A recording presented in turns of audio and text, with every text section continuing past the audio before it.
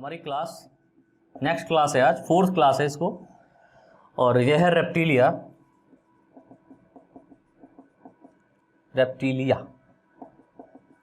That means इस class के अंतर्गत उन ऑर्गेनिज्म को रखा गया है जो क्रीपिंग करते हैं। क्रीपिंग करने का मतलब रेंगते हैं, इसीलिए तो उसको हम लोग क्या नाम दिए, रेप्टिलिया। तो रेप्टिलिया कहने का मतलब हो गया क्रीपिंग एनिमल, रेंगने वाले जंतु। क्रीपिंग एनिमल, रेंगने वाले जंतु आपको कहां देखने को मिलेंगे, क्लास रेप्टिलिया के अंदर देखने को मिलेंगे। और इसकी कुछ खास बातें हैं, जैसे कि इसका जनरल कैरेक्टर क्लासिफिकेशन तो इंपॉर्टेंट है, इसके साथ साथ आपको इसमें एक ऑर्गेनिज्म पढ़ना है जिसका नाम है स्नेक। स्नेक के बारे में आपको यहां पर थोड़ा सा अच्छे से डिस्कस करना है, उसके बाइटिंग मैकेनिज्म को थोड़ा सा देखना है, ठीक है। और भी कुछ पॉइजनस और नॉन पॉइजनस स्नेक के बारे में आपको पढ़ना है, पॉइजन क्या होता है इसके बारे में पढ़ना, तो वो हम लोग सारा का सारा इसके अंदर डिस्कस करेंगे, क्लास रेप्टिलिया के बाद भी, क्लास रेप्टिलिया से पहले भी। तो इसके बाद में ये हमारा आई थिंक लास्ट क्लास है इस यूनिट का। इसके बाद में हमारा जो यूनिट स्टार्ट होगा फोर्थ, उसमें हम लोग पढ़ेंगे एवीज और मैमल्स के बारे में, ठीक है। चलो, तो इसके बारे में पहले कुछ लिखना शुरू कीजिए, लिख लो इसमें क्लास रेप्टिलिया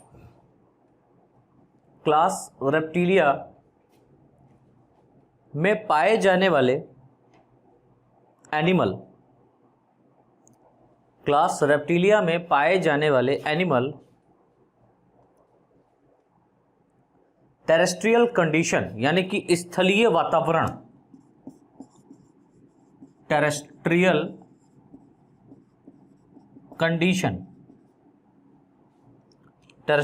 कंडीशन में सरवाइव, जीवित रहने के लिए, या टेरेस्ट्रियल कंडीशन में जीवित या सरवाइव करने के लिए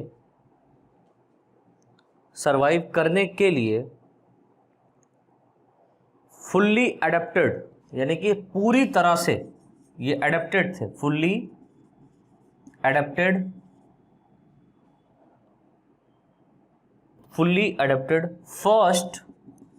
प्रथम वर्टिब्रेट्स, फुल्ली एडेप्टेड वर्टिब्रेट्स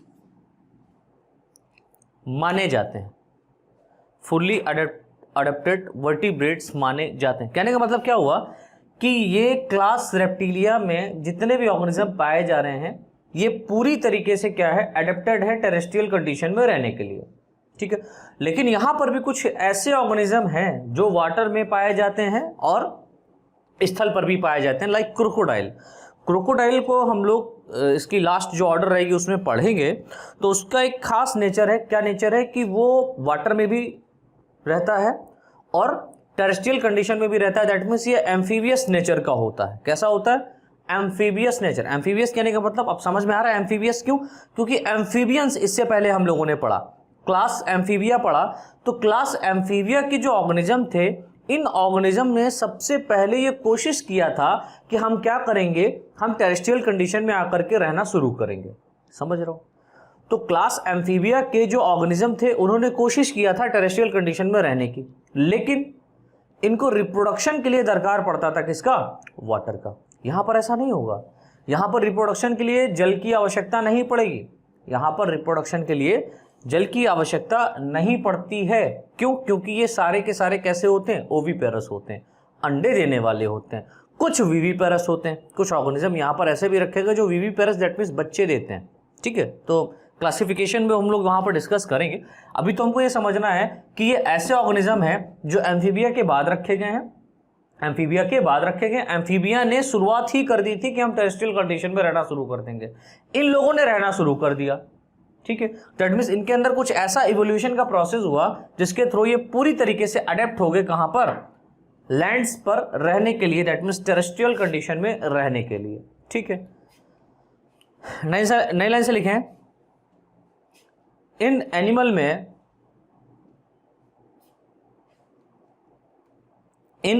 में फिशेज, मछली, इन एनिमल में फिशेज कॉमा एम्फीबियंस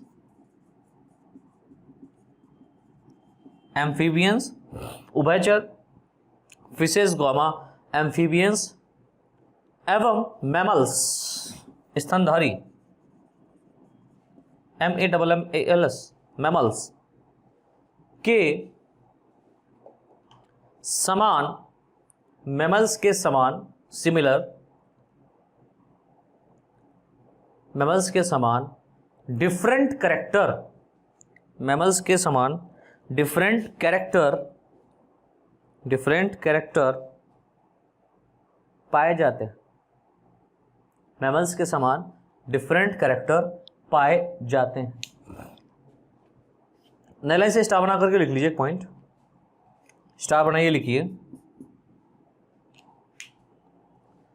रेप्टाइल्स के अध्ययन को, ये भी आपका ऑब्जेक्टिव में पूछा जाता है तो लिखा दे रहा हूं, रेप्टाइल्स के अध्ययन को हर्पेटोलॉजी, HERPETOLOGY, हर्पिटोलॉजी कहते हैं। रेप्टाइल्स के अध्ययन को हर्पिटोलॉजी कहते हैं या कहा जाता है। एक और पॉइंट लिख लो स्टार बना करके,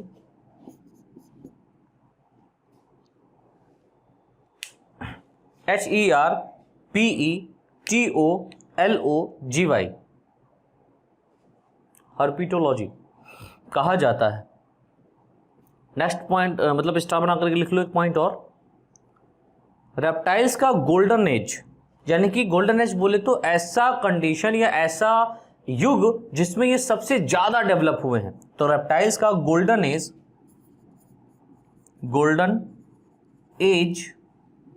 रेप्टाइल्स का golden age Mesozoic era, Mesozoic युग, एरा यानी इनका पूरा का पूरा युग चला है कि ये इनका युग है। अभी ह्यूमन का युग चल रहा है, बहुत सारे ह्यूमन है ना।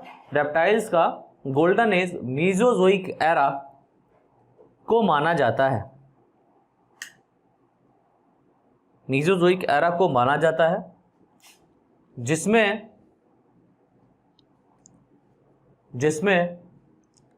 इन ऑर्गेनिज्म का या इन एनिमल्स का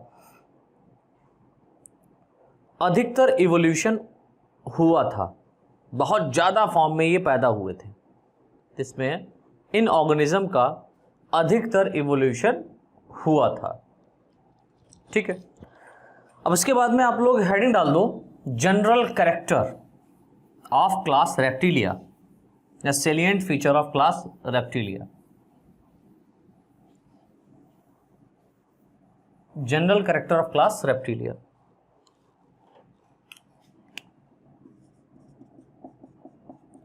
जनरल कैरेक्टर, तो उसके जनरल कैरेक्टर, सामान्य लक्षण या सैलिएंट फीचर क्या क्या है ये भी आपको पता होने चाहिए, काफी इंपॉर्टेंट है, पूछा जाता है। तो पहला पॉइंट यहां पर लिख लीजिए, यह सभी एनिमल, ऑल रेप्टाइल्स, यह सभी animal, all animals cold blooded, बोले तो असमतापी, कोल्ड ब्लडेड, असमतापी, यह सभी एनिमल असमतापी, कोल्ड ब्लडेड होते हैं, कोल्ड ब्लडेड होते हैं। कोल्ड ब्लडेड कहने का मतलब, असमतापी कहने का मतलब क्या होता है कि इनके अंदर जो ब्लड पाया जा रहा है, या हम कह सकते हैं इनका जो नेचर है, ठीक है, इनका जो इंटरनल बॉडी का नेचर या टेम्परेचर है, ये वातावरण के या बाहरी एम्बिएंट टेम्परेचर के अकॉर्डिंग अपने आप को बदल सकते हैं।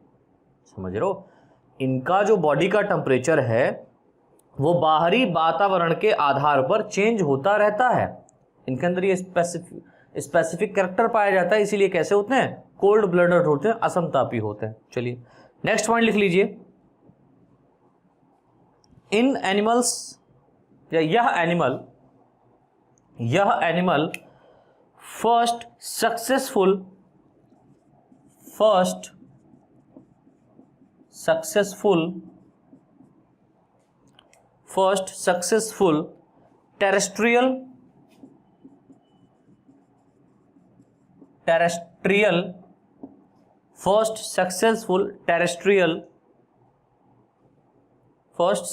टेरेस्ट्रियल वर्टिब्रेट्स माने जाते हैं,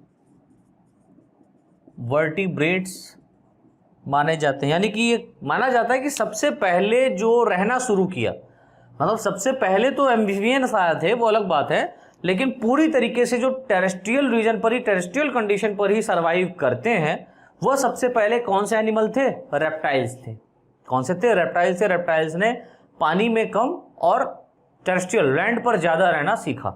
ठीक है, इस बात को याद रखिएगा। अगला पॉइंट, इन एनिमल में, इन जंतुओं में इनकी बॉडी को, या इन जंतुओं की बॉडी को, ऐसे लिख लो, इन जंतुओं की बॉडी को 4 पार्ट्स में, इन जंतुओं की बॉडी को 4 पार्ट में, 4 भागों में डिवाइड किया गया है। इन जंतुओं की बॉडी को 4 पार्ट में डिवाइड किया गया है, डिवाइड किया गया है, जिन्हें क्रमशः हेड, नेक, ट्रंक यानी धड़ वाला भाग, एंड टेल, यहां पर सारी चीजें पाई जाएंगी। यहां पर क्या पाया जाएगा? हेड भी पाया जाएगा, नेक भी आपको देखने को मिलेगा, ग्रीवा, ट्रंक धड़ आपको देखने को मिलेगा सुविकसित टाइप का, और टेल भी यहां पर डेवलप फॉर्म में पाई जाती है, टेल भी पाई जाती है इन ऑर्गेनिज्म में, राइट। तो क्या लिखा? इन ऑर्गेनिज्म की बॉडी को 4 पार्ट में डिवाइड किया गया है, जिन्हें क्रमशः हेड, नेक, ट्रंक, टेल कहा जाता है।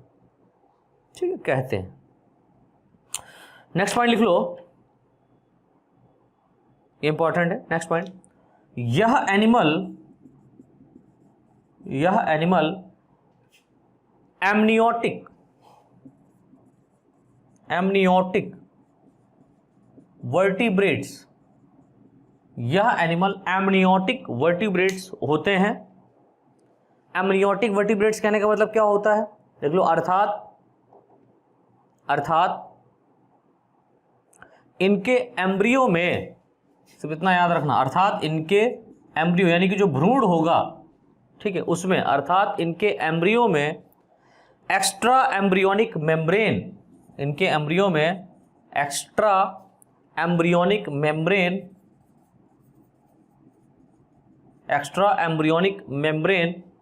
पाई जाती है, मेम्ब्रेन प्रेजेंट पाई जाती है।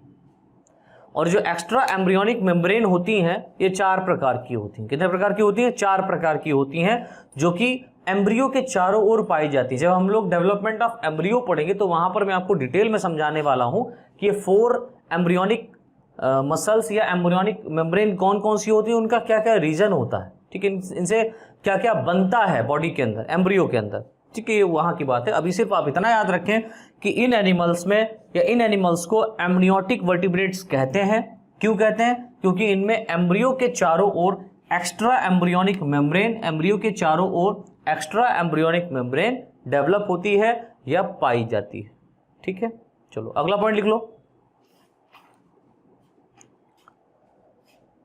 इन एनिमल्स का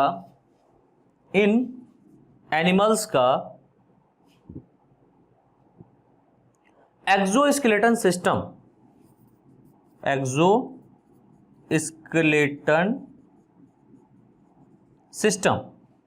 इन एनिमल्स का एक्सोस्केलेटन सिस्टम बोले तो बाह्य कंकाल, इन एनिमल्स का एक्सोस्केलेटन सिस्टम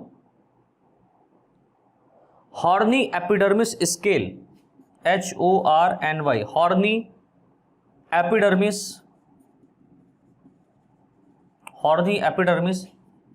स्केल्स, यानी कि यहां पर स्केल्स पाए जाने, सल्क पाए जाने, हॉर्नी टाइप, हॉर्नी का मतलब उभारनुमा संरचनाओं के रूप में स्केल्स यहां पर क्या पाई जा रही है। जैसे अगर आप क्रोकोडाइल को देखें तो क्रोकोडाइल की जो अपर सरफेस होती है, जो उसका डॉर्सल सरफेस होता है, उसके ऊपर कुछ कांटेनुमा या गड्ढेनुमा या उभारनुमा रचनाएं पाई जाती है ना, स्पाइनी लाइक, तो उसी को हम लोग बोलते हैं हॉर्नी एपिडर्मिस स्केल्स या बोनी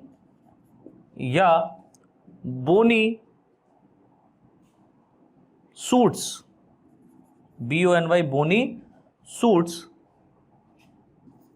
बोनी सूट्स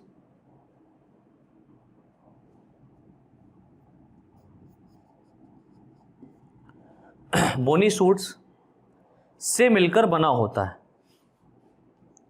बोनी सूट से मिलकर बना होता है, यानी इनका एक्सोस्केलेटन सिस्टम किसका मिलकर बना होता है? या तो हॉर्नी एपिडर्मिस स्केल्स पाया जाएगा, या हम कह सकते हैं बोनी सूट्स, यानी बोन्स के जैसी संरचना या बोन्स का बना होता है आउटर कवरिंग या एक्सोस्केलेटन सिस्टम। ठीक है, अगला पॉइंट लिख लो, इनकी स्किन, रेप्टाइल्स की स्किन कैसी होती है उसकी बात हो रही। इनकी स्किन ड्राई, सूखी, इनकी स्किन ड्राई होती है, that means dry, comma, scales present, सल्क यहां पर क्या होते हैं? पाए जाते हैं। Dry comma scales present comma glandless, gland that means यहां पर जो ग्रंथि है वो नहीं पाए जाएंगे, इसीलिए इसको बोल रहे हैं ग्लैंड लेस, ग्लैंड लेस। और कॉर्निफाइड, श्रृंगित, मतलब आपको एक श्रृंग के फॉर्म में ही दिखेगी, एक उभार के बाद में गड्ढा, फिर उभार, फिर गड्ढा, फिर उभार, फिर इस तरीके से एक श्रृंग, एक लय में आपको दिखेगी। और कॉर्निफाइड, कॉर्निफाइड CORNIFIED, कॉर्निफाइड होती है। इसकी स्किन कैसी होती है बेटा? इसकी स्किन ड्राई होती है, किनकी? रेप्टिलिया की यार। इनकी स्किन ड्राई होती है, स्केल्स प्रेजेंट होते हैं और ग्लैंड्स लेस होती है, दैट मीन्स ग्लैंड्स यहां पर एब्सेंट होते हैं। और कैसी होती है? कॉर्निफाइड होती है। ठीक है, अगला पॉइंट लिख लो, इन एनिमल्स का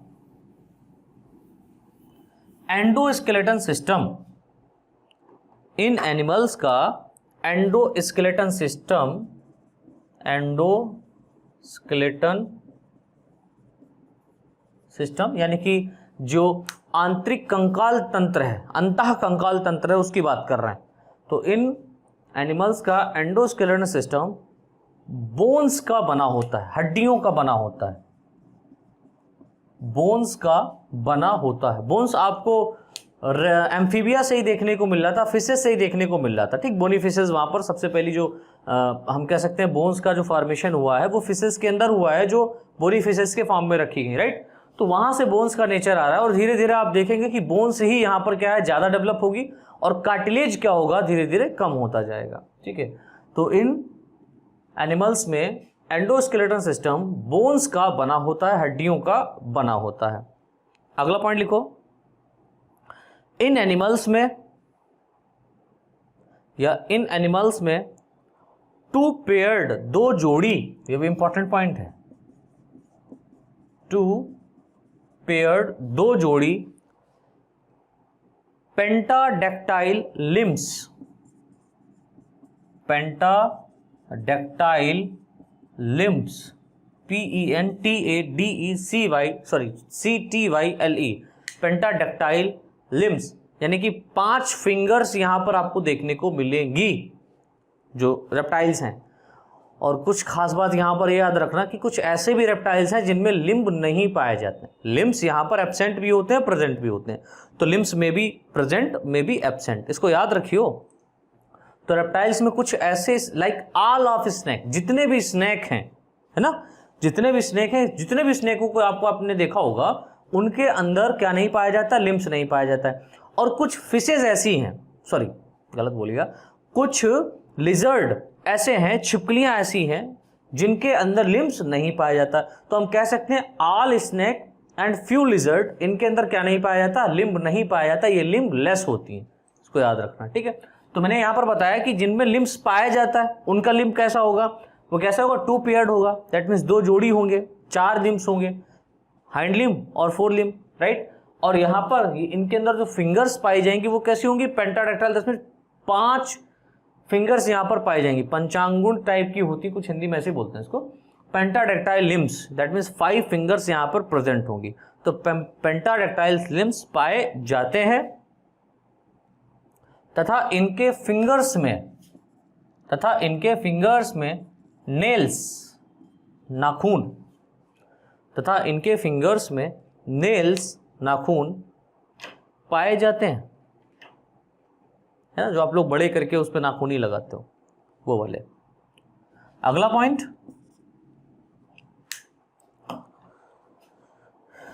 अच्छा, पॉइंट लिखने से पहले यहाँ पर एक स्टार बना के पॉइंट लिख लो, छोटा सा एक स्टार बनाइए, उसमें पॉइंट लिख लीजिए। हाँ, वर्ल्ड के सभी स्नेक, वर्ल्ड के सभी snake, all snake, all snakes and और कुछ lizard, few lizard, few lizard, LIZARDS, few lizard, कुछ छिपकलियां हम ये कह सकते हैं, कुछ छिपकलियों में, कुछ लिजर्ड्स में लिम्ब्स एब्सेंट होते हैं, लिम्ब्स नहीं पाए जाते हैं, दैट मीन्स ये लिम्बलेस होती हैं। ये कैसे होते हैं? लिम्बलेस होते हैं, इनके अंदर लिम्ब्स नहीं पाए जाते हैं फुल्ली तरीके से। तो कुछ लिजर्ड की मैंने बात करी। अब ये मत कह देना कि सर हमारे घर में एक छिपकली टहल रही थी, हमने देखे तो उसमें 4 लिम्ब्स हैं, तो मैंने बोला ना कुछ ऐसी लिजर्ड हैं जिनमें लिम्ब्स नहीं पाए जाते हैं, राइट। चलो नेक्स्ट पॉइंट लिखो। इन एनिमल्स में क्लोका, क्लोका मतलब अवस्कर, that means cloaca, CLOACA, cloaca. इन एनिमल्स में क्लोका पाया जाता है,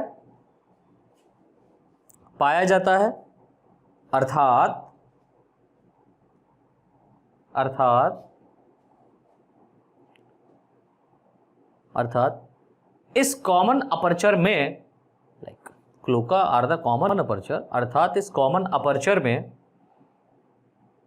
जेनाइटल डक्ट,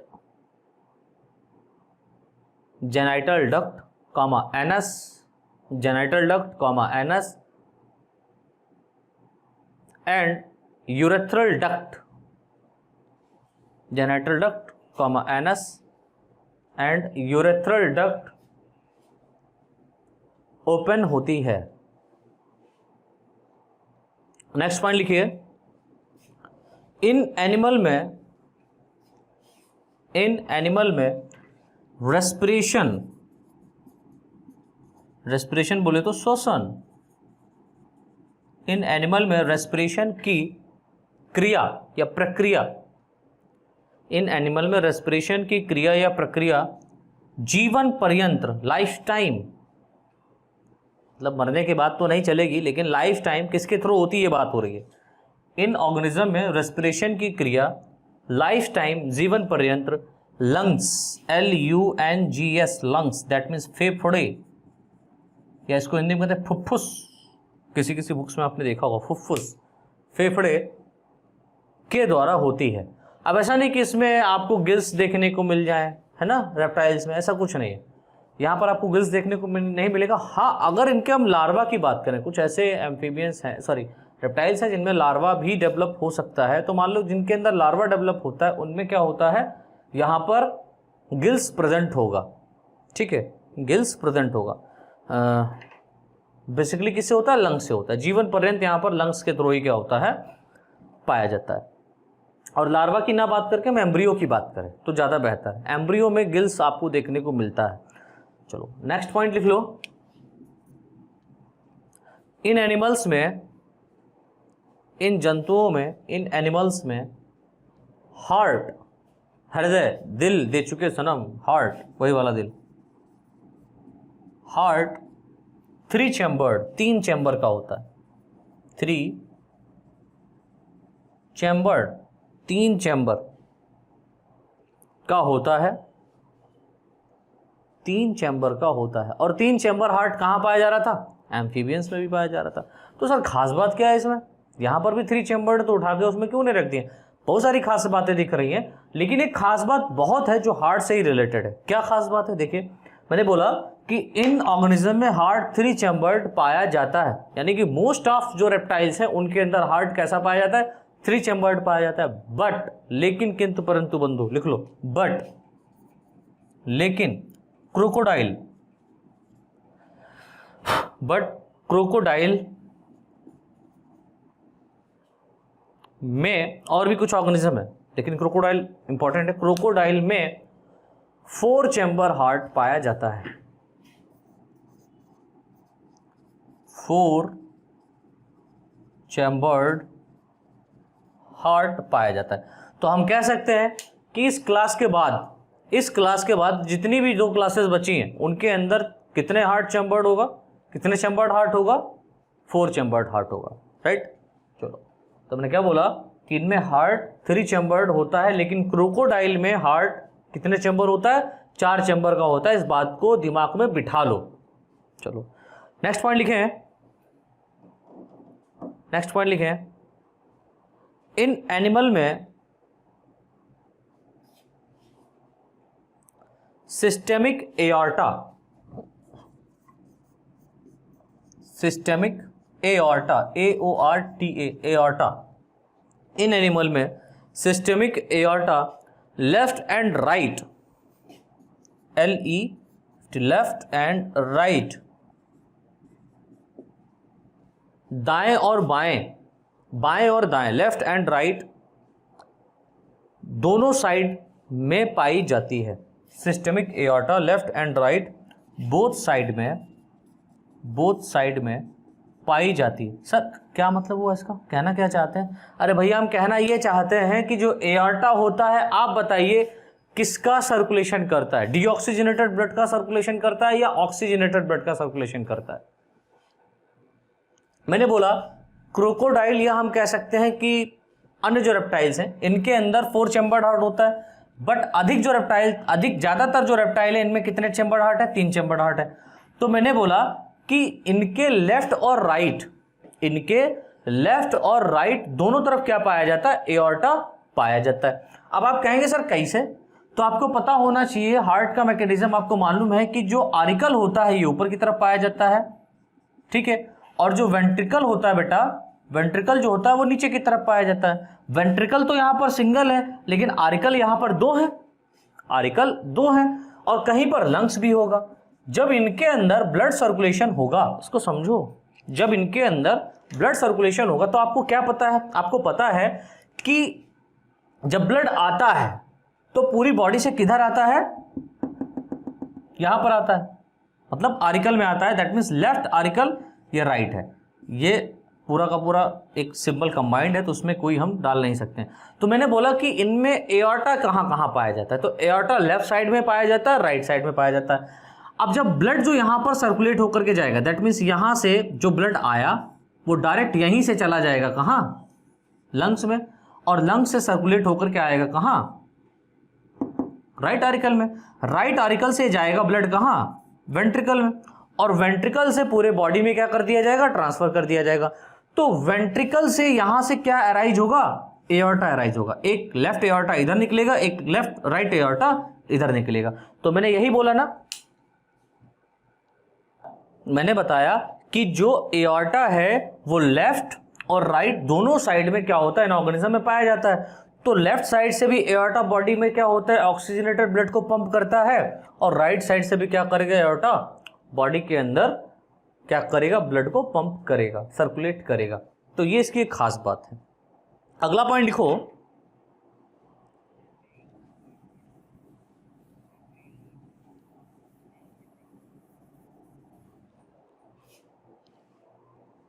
नेक्स्ट पॉइंट लिखे हैं, इन एनिमल्स में आरबीसी, इन एनिमल्स में RBC Oval shaped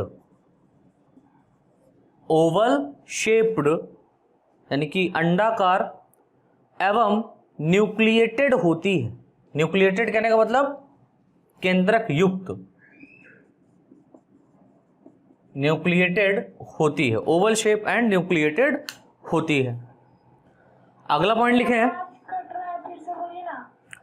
in animals में आरबीसी ओवल शेप अंडाकार तथा न्यूक्लिएटेड होती है, अंडाकार तथा न्यूक्लिएटेड होती है। अगला पॉइंट लिखे हैं, इन एनिमल में स्कल,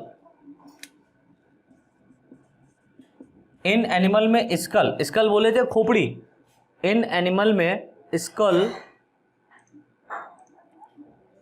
इन एनिमल्स में स्कल दैट मीन्स खोपड़ी, मोनोकॉन्डाइलिक एक अस्थिकंद, मोनोकॉन्डाइलिक MONOCO, मोनोकॉन्डाइलिक CONDYL, मोनोकॉन्डाइल या मोनोकॉन्डाइलिक LIC, मोनोकॉन्डाइलिक एक अस्थिक अंध इसको कहते हैं। मोनोकॉन्डाइलिक दैट मीन्स एक अस्थिक अंध होती है, मोनोकॉन्डाइलिक होती है। मोनोकॉन्डाइलिक कहने का मतलब क्या होता है, जैसे आप लोग जानते हैं कि हमारी जो नेक है ये इस साइड से ज़्यादा आप पीछे घुमा नहीं सकते और इस साइड से ज़्यादा आप पीछे नहीं घुमा सकते। दैट मीन्स हमारा क्या है, मोनोकॉन्डाइलिक है। मोनोकॉन्डाइलिक कहने का अर्थ ये होता है कि जो हमारा स्कल है, जो खोपड़ी है, वो एटलस के बीच में फंसी हुई है, ठीक है। तो इनमें भी वही हरकत है, इनमें भी इनमें वो हरकत नहीं है, हमारा डाइकॉन्डाइलिक है, इनका मोनोकॉन्डाइलिक। मोनोकॉन्डाइलिक का मतलब एक ही जो बोन है उसके ऊपर इनका स्कल रखा हुआ है। दैट मीन्स आपने देखा होगा स्नेक को ये पूरा इस तरीके से रोटेट करके मूव करके अपने आप को पीछे देख लेता है, ठीक है। रेप्टाइल्स, छिपकली भी आपने देखा होगा अपने आप को मूव कर लेती है, लेकिन पूरी तरीके से अगर पीछे आप कहें मूव कर ले तो पूरी तरीके से मूव नहीं कर पाती है। नेक्स्ट पॉइंट लिखा है, इन एनिमल्स में एक्सक्रीशन के लिए यानी उत्सर्जन के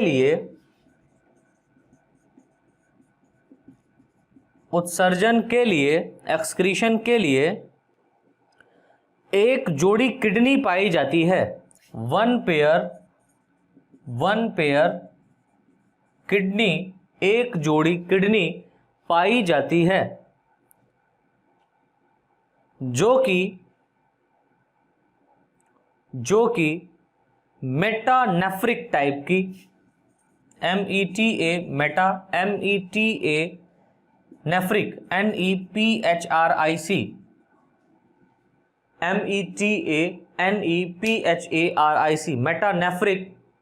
मेटानेफ्रिक टाइप की होती है। पोजीशन के बेस पर मेटानेफ्रिक टाइप की होती है। अगला पॉइंट लिखें, इन एनिमल्स में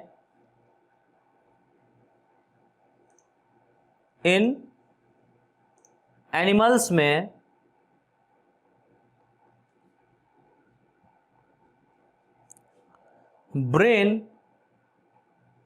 मस्तिष्क, इन एनिमल्स में ब्रेन फुल्ली डेवलप्ड,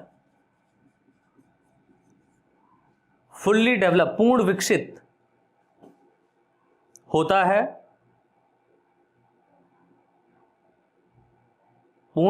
होता है, तथा इनमें 12 पेयर, 12 जोड़ी, याद रखना, तथा इनमें 12 पेयर, 12 जोड़ी cranial nerves, CRAINLNEVRS, cranial nerves पाई जाती हैं।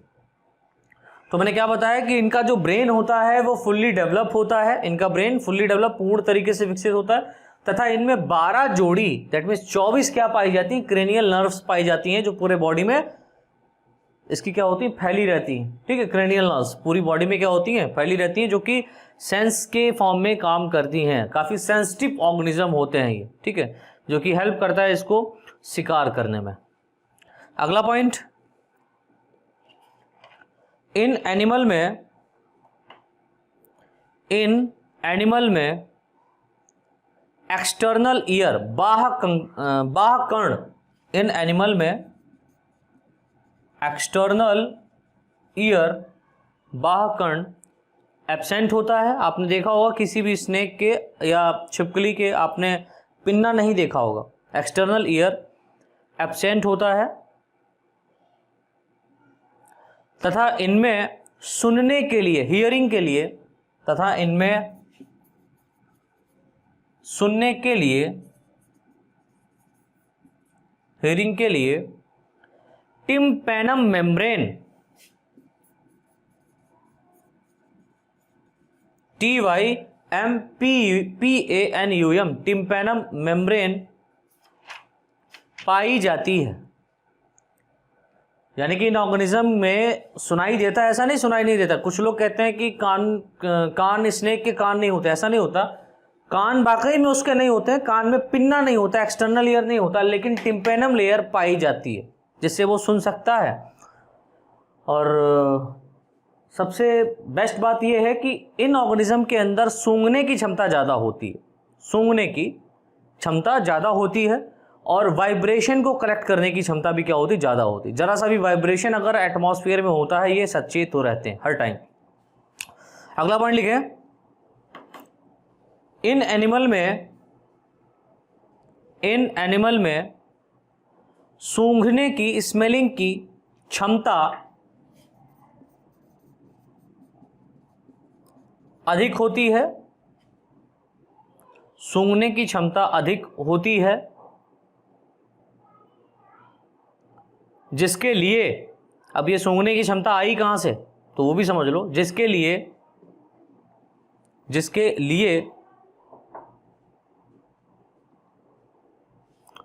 इनके बक्कल कैविटी में, कहां पर, मुख गुहा बक्कल कैविटी, जिसके लिए इनके बक्कल कैविटी, मुख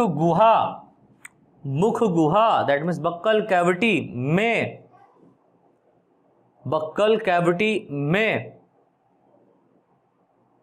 या बक्कल कैविटी की छत में लिखिए, रूफ में, बक्कल कैविटी की छत में, रूफ में all factory organ OLFACTORY,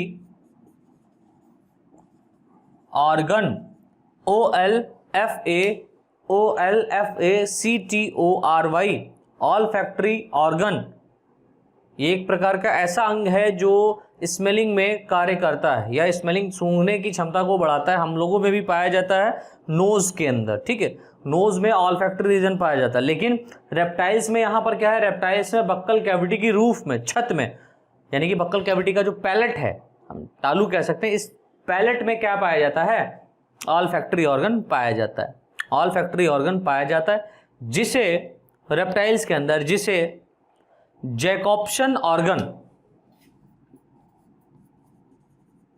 JACOBSON,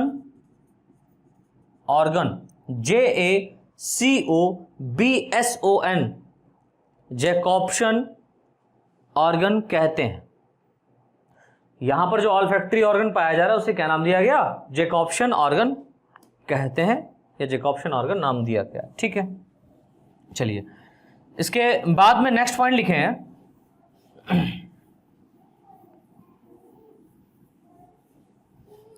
अगला पॉइंट लिखे, इन एनिमल में या इन एनिमल के मेल में, ये बहुत इंपॉर्टेंट पॉइंट, इसको थोड़ा समझिएगा, इन एनिमल के मेल में डबल DOUBLE डबल पेनिस, यानी कि दो पेनिसेस में देखने को मिलते हैं। इन एनिमल के मेल में डबल पेनिस पाया जाता है, डबल पेनिस पाया जाता है, जिस कंडीशन को हेमीपेनिस, HEMI, हेमीपेनिस, PENIS, हेमीपेनिस, जिस कंडीशन को हेमीपेनिस कहते हैं, जिस कंडीशन को हेमीपेनिस कहते हैं। तो डबल पेनिस को ही क्या कहा जाता है, हेमीपेनिस कहा जाता है, ठीक है। ये कपुलेटरी ऑर्गन है, मैथुनी अंग है, नाम से जानते हैं या कहते हैं। अगला पॉइंट लिखो,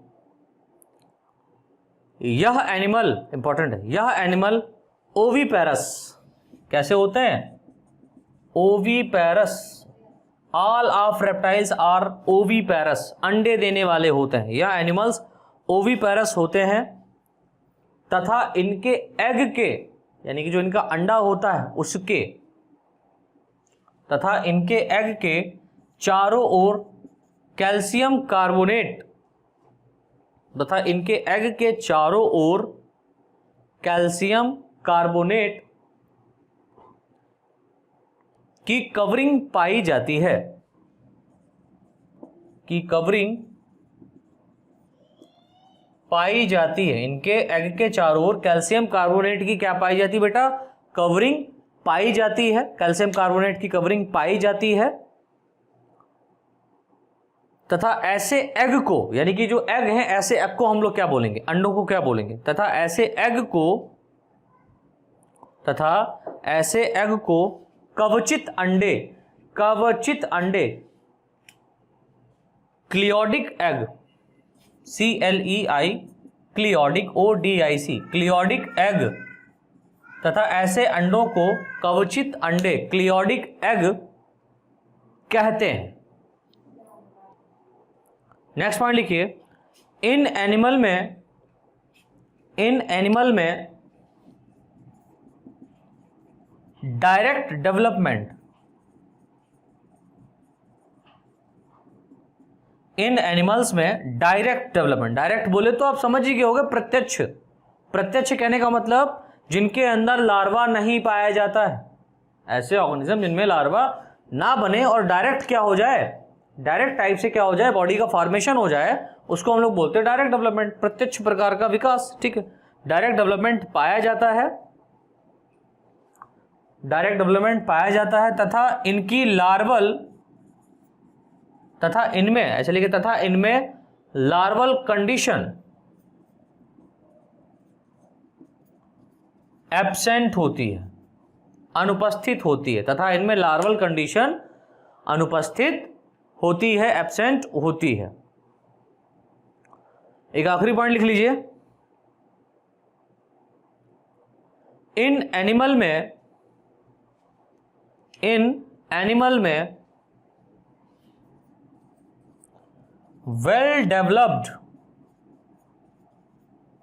इन एनिमल में वेल डेवलप्ड पूर्ण विकसित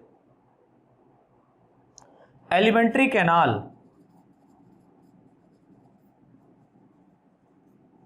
पूर्ण विकसित एलिमेंट्री कैनाल पाई जाती है, इन एनिमल में पूर्ण विकसित एलिमेंट्री कैनाल पाई जाती है। तो सारे पॉइंट्स हमारे यहां पर कवर अप हो गए। अच्छा, एक पॉइंट छूट गया हमारा, वो भी लिख लो, ये लास्ट पॉइंट लिख लो बना करके, इन एनिमल में एक्सक्रीटरी प्रोडक्ट, ये इंपॉर्टेंट है इसलिए, इन एनिमल में एक्सक्रीटरी प्रोडक्ट यानी कि जो उत्सर्जित पदार्थ है वो क्या होगा, है ना, ये काफी इंपॉर्टेंट, कई बार पूछा गया। तो इन एनिमल में excretory product uric acid, URIC uric acid, ये सभी के सभी यूरिक एसिड को क्या करते हैं, एक्सक्रीट करते हैं, अमोनिया को एक्सक्रीट नहीं करते या यूरिया को एक्सक्रीट नहीं करते हैं, ये किसको एक्सक्रीट करते हैं, यूरिक एसिड को एक्सक्रीट करते हैं। तो मैंने क्या बताया, इन एनिमल्स में एक्सक्रीटेड प्रोडक्ट यूरिक एसिड के रूप में होता है, जिस कारण इन्हें यूरिकोटेलिक, जिस कारण इन्हें यूरिकोटेलिक, URICOTELIC, जिस कारण इन्हें यूरिकोटेलिक ऑर्गेनिज्म कहते हैं या एनिमल कहते हैं, जिस कारण इन्हें यूरिकोटेलिक, यूरिकोटेलिक कहने का मतलब हो गया यूरिक एसिड को एक्सक्रीट करने वाला, अमीनोटेलिक, अमीनोटेलिक कहने का मतलब हो गया अमोनिया को एक्सक्रीट करने वाला, ठीक है। यूरियोटेलिक, यूरियोटेलिक कहने का मतलब हो गया यूरिया को एक्सक्रीट करने वाला, और यूरिको बोले तो यूरिक एसिड को एक्सक्रीट करने वाला, राइट। तो इस तरीके से बच्चों हमारा ये कंप्लीट होता है क्लासिफिकेशन बार बार आ जाता है, क्लासिफिकेशन पढ़ाएंगे, इस तरीके से हमारा कंप्लीट होता है जनरल कैरेक्टर या salient feature of class amphibia.